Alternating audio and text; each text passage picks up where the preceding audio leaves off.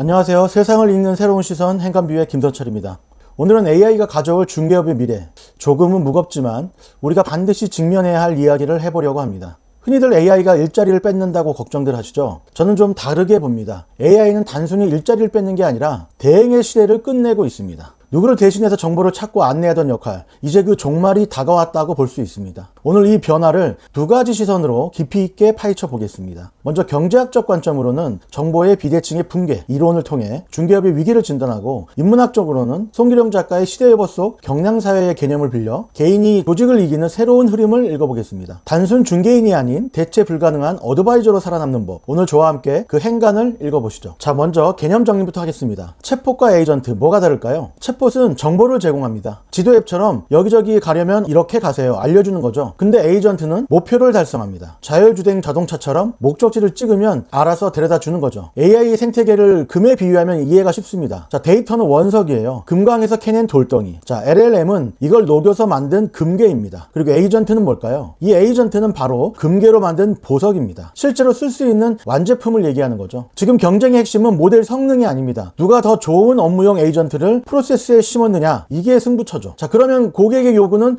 어떻게 바뀔까요? 예전에는 이랬습니다. 좋은 매물 추천해주세요. 중개사가 몇 개 골라서 보여주면 고객이 고르는 거죠. 근데 이제는 내 상황에 맞게 비교해주세요로 바뀌고 있어요. 그리고 앞으로는 최적의 의사결정안을 가져오세요, 여기까지 갈 겁니다. 검색, 비교, 필터링, 여기까지는 이제 AI가 압도적으로 잘합니다. 24시간 안 쉬고 실수 안 하고 감정 없이 잘 처리할 겁니다. 그러면 인간이 뭘 해야 하느냐? 바로 책임 있는 결정, 이걸 팔아야 합니다. 자, 이게 중개업인의 이야기일까요? 아닙니다. 잘 보세요. 광고, 채용, 여행, 부동산, 보험, 이 5개 산업의 공통점이 뭘까요? 전부 대행 중심이에요. 누군가를 대신해서 정보를 전달하는 비즈니스. 공통 위험 요인을 보면요, 검색, 비교, 필터링, 단순 의사결정, 이 4가지 업무를 AI가 24시간 무한 반복합니다. 인건비 제로로 누군가를 대신해 정보를 전달하는 대형 모델은 소멸할 겁니다. AI 에이전트는 지치지 않는 무료 직원이죠. 이 현실을 직시해야 합니다. 자, 경제학으로 이 현상을 정보 비대칭의 붕괴라고 부릅니다. 화면의 저울을 한번 보시죠. 왼쪽엔 수천 개의 보험 상품과 매일 바뀌는 복잡한 약관이 쌓여 있습니다. 반대쪽은 우리 인간의 인지 능력입니다. 설계사가 이 방대한 정보를 전부 머릿속에 놓고 고객보다 위에 서는 것, 이제는 불가능하죠. 하지만 AI는 다릅니다. 실시간으로 모든 데이터를 분석해서 고객에게 가장 유리한 답을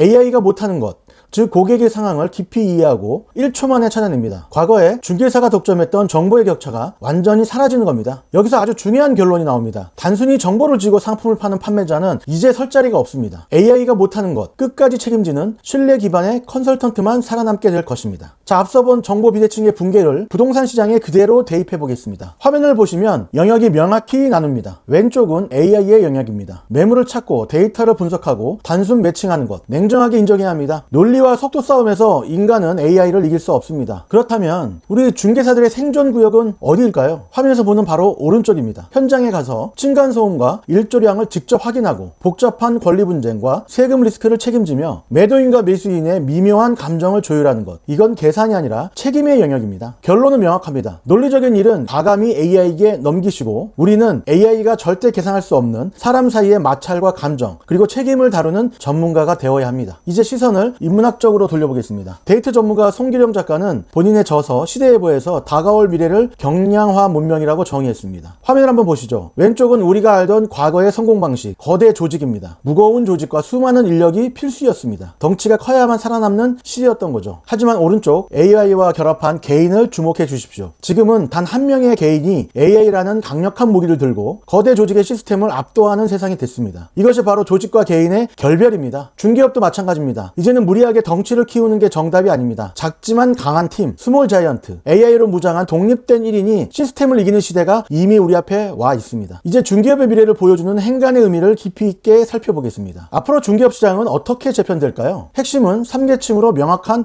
양극화입니다. 가장 먼저 맨 아래에 있는 플랫폼 계층이 자리 잡게 됩니다. 이곳은 단순한 연결과 저렴한 수수료가 핵심인 영역으로 앞으로 AI와 거대 플랫폼들이 이 역할을 도맡아서 처리하게 될 것입니다. 바로 그 위에 있는 정보 브로커 계층이 있습니다. 단순히 정보만 가지고 있는 이들은 가장 위험한 위치, 즉 데스존에 서게 됩니다. 정보의 접근성이 높아진 시대에 정보를 쥐고 있다는 것만으로도 더 이상 경쟁력이 있다고 볼 수 없습니다. 이곳이 가장 위태로운 포지션입니다. 마지막으로는 최상위에 있는 어드바이저 계층이 존재합니다. 이들은 고객의 의사결정을 돕고 리스크를 관리하며 협상을 이끌어내는 등 고부가 가치 서비스를 제공합니다. 오직 이 영역만이 높은 단가를 유지하며 성장할 수 있는 거죠. 결론적으로 어중간한 위치는 사라지게 된다는 것입니다. 플랫폼이 되어 시장을 주도하거나 아니면 대체할 수 없는 전문성을 갖춘 어드바이저가 되어야 하는 거죠. 둘 중에 하나를 선택해야만 살아남을 수 있는 겁니다. 그렇다면 대체 불가능한 어드바이저가 되기 위해서 우리는 당장 무엇을 준비해야 할까요? 바로 AI를 완벽하게 통제하는 슈퍼휴먼의 세 가지 핵심 능력을 갖추는 것입니다. 첫 번째, 지시 능력입니다. 이것은 단순히 명령을 내리는 게 아니라 AI에게 정확한 명령을 제공하는 설계 능력을 말합니다. 화면의 예시를 보시면 좋은 매물 찾아줘 라고 묻는 건 하수입니다. 이러면 AI도 엉뚱한 대답을 내놓습니다. 고수는 다르죠. A 고객의 예상과 통금 거리를 고려해서 의사결정 매트릭스를 작성해줘 라고 구체적인 시나리오를 줘야 합니다. 질문의 깊이가 곧 결과의 품질을 결정하는 시대이기 때문입니다. 둘째는 평가 능력입니다. AI가 1초 만에 만들어낸 산출물이 사실인지 논리적인지 검증하는 데스크의 눈이 필요합니다. 속도는 AI가 빠르지만 방향이 맞는지 확인하는 건 결국 인간의 몫입니다. 세 번째는 결정 능력입니다. 이것이 가장 중요한데요. 수많은 선택지 중에서 최종적으로 무엇을 선택할지를 정하고 그 결과에 대해 최종 책임을 지는 것입니다. 책임이야말로 AI가 절대 가질 수 없는 인간만의 고유한 영역이기 때문입니다. 자, 기억하세요 여러분. 이제 여러분은 직접 서류를 작성하고 발로 뛰는 실무자가 아닙니다. 여러분은 무한한 AI 인력을 지휘하고 통솔하는 총괄 디렉터이자 감독관인 것이죠. 이 정체성의 변화를 받아들이는 것이 슈퍼휴먼으로 가는 첫걸음입니다. 실천 방법은 복잡하지 않습니다. 바로 ABCD 로드맵입니다. 먼저 acceptance, 수용하세요. AI 시대를 두려워하거나 저항하지 말고 변화의 흐름이 있다는 그대로를 인정해야 됩니다. 다음은 B, 베이직 헤빗입니다. 오늘부터 딱 하나만 바꾸세요. 궁금한 게 생기면 네이버나 구글 검색창 대신에 무조건 AI에게 먼저 물어보는 겁니다. 마지막은 C입니다. 커뮤니케이션, 표현입니다. 내 머릿속의 의도를 AI가 이해할 수 있는 언어로 명확하게 변환하는 능력을 키워야 하는 것입니다. 자, 왜 검색창보다 AI가 먼저여야 할까요? 네이버가 정보의 재료를 줄 때 AI는 완성된 초안을 주기 때문입니다. 흩어진 자료를 줍는 노동자가 아니라 초안을 검토하고 결정하는 지휘자가 되어야 하는 것입니다. 그럼 구체적으로 업무를 어떻게 나눠야 할까요? 화면에 보이는 10가지 체크리스트만 기억하십시오. 먼저 1번부터 6번은 AI의 영역입니다. 고객을 발굴하고 비교표를 만들고 계약서 초안을 검토하는 반복 업무들. 이건 더 이상 사람이 밤새워 씨름할 일이 아닙니다. 과감하게 AI에게 넘기십시오. 우리는 남은 7번부터 10번, 오직 인간만이 할 수 있는 영역에 모든 에너지를 쏟아야 합니다. 현장에 보이지 않는 리스크를 체크하고 복잡한 규제를 해석하고 무엇보다 고객의 마음을 어루만져 최종 협상을 이끌어내는 것. 이것이 우리가 해야 할 진짜 중개입니다. 기억하세요. 단순히 AI 도구 하나를 쓰는 게 아닙니다. 나를 대신해 손과 발이 되어줄 AI 에이전트 시스템을 굴리는 사업가가 되어야 하는 것입니다. 열심히 뛰는 영업의 시대는 갔습니다. 영리하게 지휘하는 결정의 시대입니다. 오늘 영상이 도움되셨다면 구독과 좋아요 부탁드리고 다음 영상에 또 뵙겠습니다. 감사합니다.